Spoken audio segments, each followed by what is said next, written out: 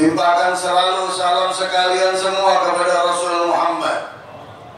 Di bulan Rabiul Awal, dengan bulan Rabiul Awal inilah terlahirnya Nabi. Ini bulan Rabiul Awal, dan kita minta kepada Allah Subhanahu Wa Taala agar Allah berkahi majelis kita semua. Rabbi fanfa'na bi barakatihi. ليحصل لنا ولكم جميعا الانتفاع فنجتمع بالنبي محمد صلى الله عليه وآله وسلم على حوضه المورود الذي من شرب منه شربة لا يظمأ بعدها أبدا.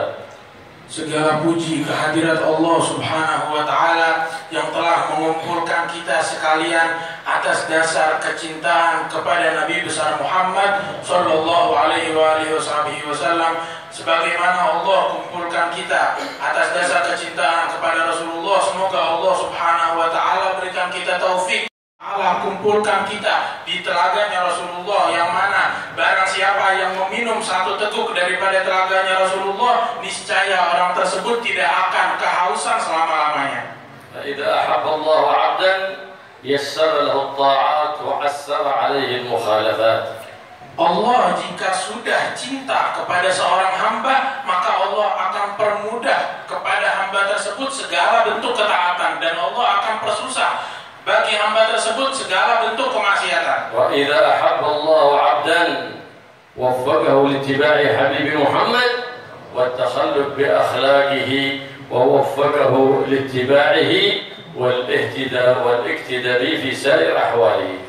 Dan jika Allah mencintai seorang hamba, niscaya Allah akan memberikan taufik kepada orang tersebut agar bisa memanuti Rasulullah Shallallahu Alaihi Wasallam, mengikuti akhlak Rasulullah, mengikuti perangai Rasulullah di dalam setiap keadaannya, di dalam setiap gerak-geriknya. فما دمنا قائمين على شرع الله على شرع حبيب الله على خلق حبيب.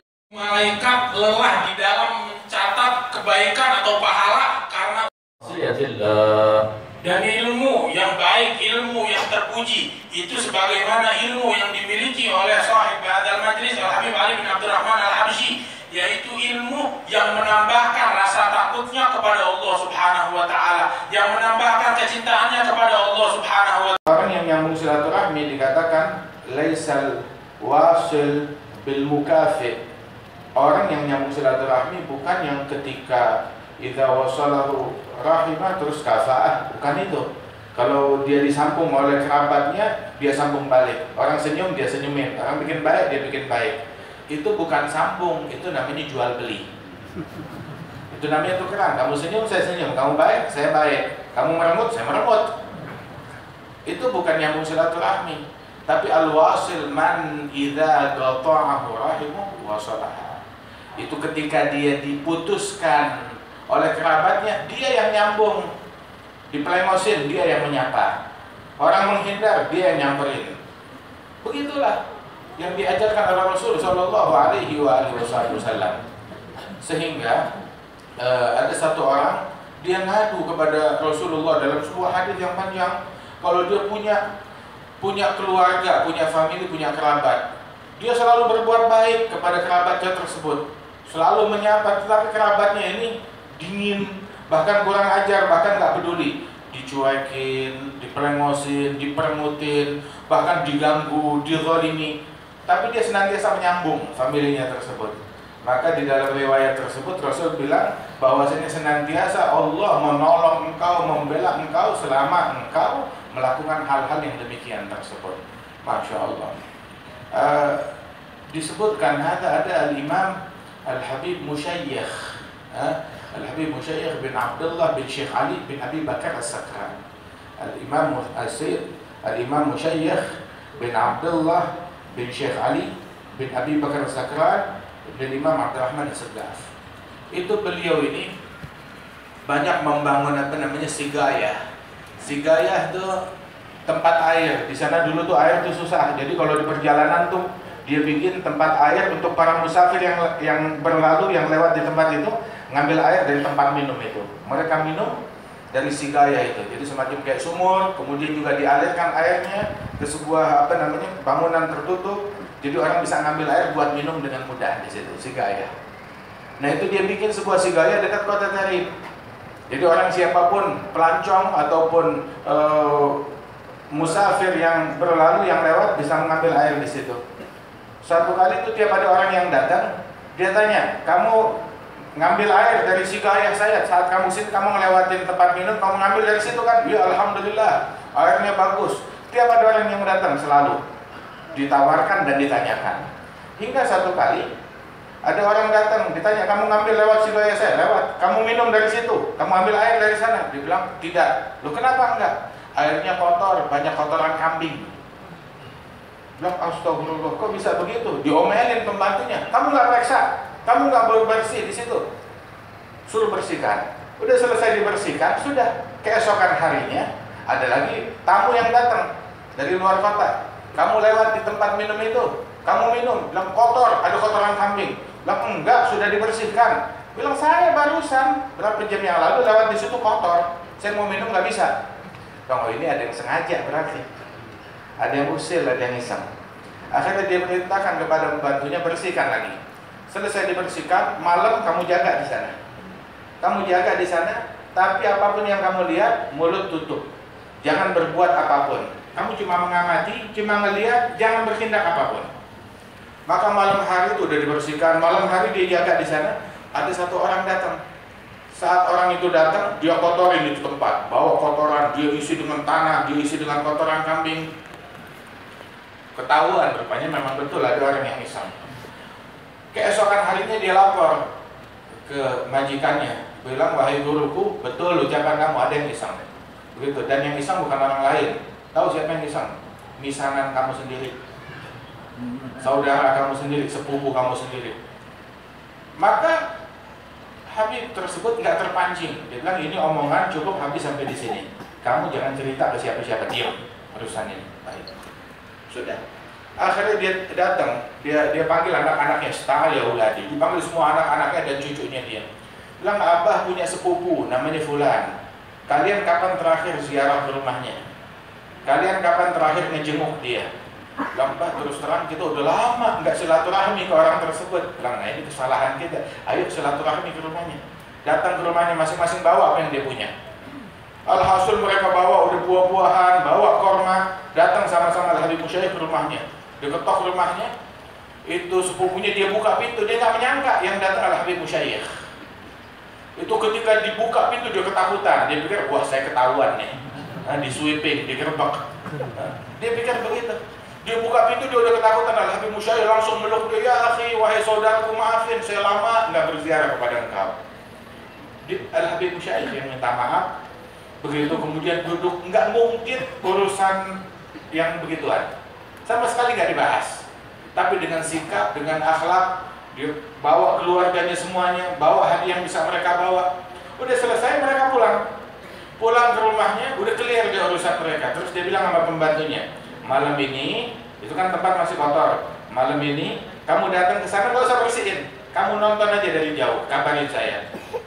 Apa yang terjadi? Itu malam sepupunya itu datang ke sana, bawa apa? Bawa ember, ya, bawa sikat, ngebersihin itu tempat. Dia yang bersihin sendiri, dia yang wangiin sendiri, dia yang isi air sendiri. Subhanallah. Kadang tuh orang tuh nggak perlu banyak dalil, nggak perlu banyak hujjah. Yang nggak bisa diobatin disembuhkan dengan dalil, dengan hujjah, dengan alasan, disembuhkannya dengan akhlak.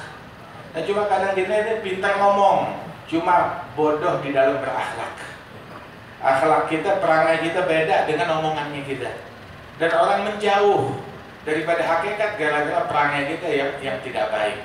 Dan akhlak tersebut adalah senjata yang paling ampuh.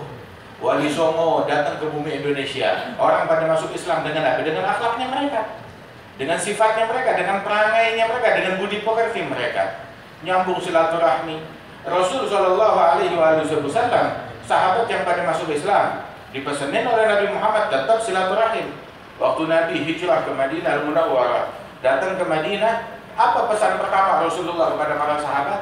Abdullah bin Salam bilang, kalimat pertama yang saya dengar dari Nabi Muhammad, tahu kalimat apa? Ayyuhan nas, afshus salam, silul arham, at'imut ta'am, sallu billail wan nasu niyam, tadkhulul jannata bisalam.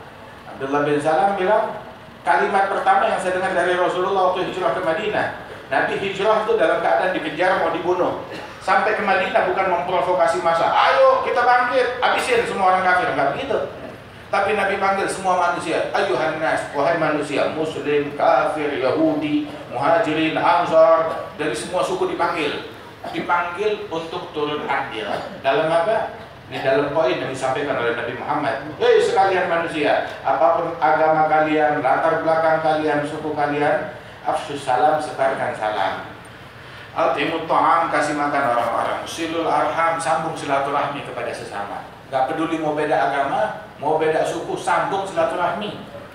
Kemudian juga sallu billail wan nas niyam, ajakan dakwah dari Rasulullah. Ayo sholat malam, diajak masuk Islam, diajak ke dalam agama Islam. Sholat malam, ketika manusia tidur masuk surga. Tahiyyatuhum yawma yalqawnahu salam. Rasulullah Shallallahu Alaihi Wasallam tuh ngajarin kita tuh untuk menyapa, ketemu orang, apalagi ketemu kerabat dan famili. Menyapa, apalagi zaman sekarang, kadang kita nggak sempat datang, kita bisa menyapa lewat telepon, bisa menyapa lewat pesan singkat. Assalamualaikum, apa kabar? Semoga sehat selalu. Begitu. Mohon doanya, begitu doang. Cuma begitu doang. Hatta ba'du shalihin, sebagian para aulia wa shalihin, tahu kerjaan mereka apa? Mereka tuh punya daftar, punya list. Itu nama-nama kerabat, famili, dan teman-teman dia. Itu tiap hari dia datangin satu nama atau dua nama, dia ziarah ke rumahnya, datangin. Tiap hari. Pindah, hari berikutnya, nama berikutnya, hari berikutnya, nama berikutnya. Masya Allah, sebulan, 2 bulan tuh dia balik lagi ke nama yang awal. Dan begitu seterusnya. Kerjaannya silaturahmi. Kalau dilihat, kita teliti sirahnya para salaf kita, Al-Jad Al-Habib Muhammad bin Ali bin Abdurrahman Al-Habsyi. Al-Habib Muhammad bin Ali bin Abdurrahman Al-Habsyi kerjanya silaturahmi. Silaturahmi kepada habaib, silaturahmi kepada kiai, silaturahmi ke pondok-pondok pesantren, silaturahmi kepada jamaah pengajian beliau, kepada teman-teman beliau, kepada para haji yang beliau kenal, silaturahmi ke famili, ke kerabat. Subhanallah didatengin. Adalah Habib Muhammad bin Ali Al-Habsyi. Begitu juga Habib Shalih bin Muhsin Al-Hamid. Begitu juga sampai Al-Walid Al-Habib Naufal. Begitu pun juga itu kerjaan ini begitu deh. Yang kita lihat kerjaan ini silaturahmi. Kadang juga maaf yang disilaturahmiin, kadang orang yang nggak tahu diri.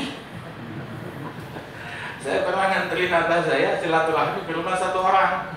Satu orang dikasih tahu, begitu ada Habib Naufal di depan. Tahu apa yang dilakukan untuk orang? Bilang aja saya lagi tidur. Dikiranya kita budak ada. Kita anaknya kesal. Tapi abah saya sama sekali nggak ada kesal-kesalnya. Udah gitu, berapa minggu kemudian didatengin lagi ke rumahnya. Masya Allah, nggak ada tersinggungnya, nggak ada marahnya. Wah, ada. Nah ini kita diajarin silaturahmi kepada siapapun. Itu di Bukhari, ya, di Ta'liq Bukhari, hadis mu'allaq beliau, itu disebutkan bahwa di antara kebaikan Islam ini adalah badrul salam lil alam. Assalam ala man arafta wa man lam ta'rif. Menyapa, ngasih salam kepada siapapun yang kamu kenal, yang enggak kamu kenal. Begitu. Adalah Habib Muhammad bin Ali Al-Habsyi, Habib Muhammad Kuitang. Jalan ketemu orang, dia sapa orang, assalamualaikum, assalamualaikum. Sampai orang yang non muslim juga, halo, how are you? Begitu. Disapa. Ketemu orang di airport, ketemu orang di jalanan, ramah kepada siapapun. Gimana orang nggak tertarik melihat akhlaknya mereka? Nah gitu, jangan ketemu orang melengos, ketemu orang nggak ada senyumnya. Silaturahmi, sapa, ini kumpul majelis, tahu nggak?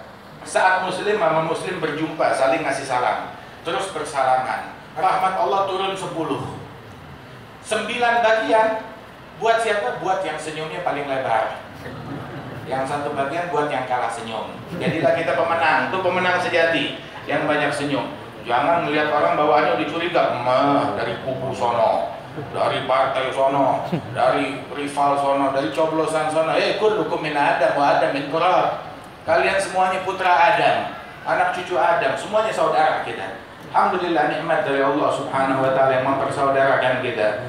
Alhamdulillah, insyaallah dengan hijrahnya Nabi Muhammad yang mempersaudarakan umat, Allah taala perkuat persaudaraan kita. Allah taala jadikan kita orang yang menyambung silaturahmi, dijauhkan hati kita dari kedengkian, dari kebencian. Amin ya rabbal alamin. Allahumma ja'al jam'ana hadza jam'an marhuma, tafarraqna min ba'di tafarruqan ma'suma. Terakhir, ini tahun baru 1445 Hijriah. Masya Allah. Insya Allah ini tahun kemenangan buat umat Islam, tahun kejayaan buat umat Islam, tahun kesuksesan buat umat Islam.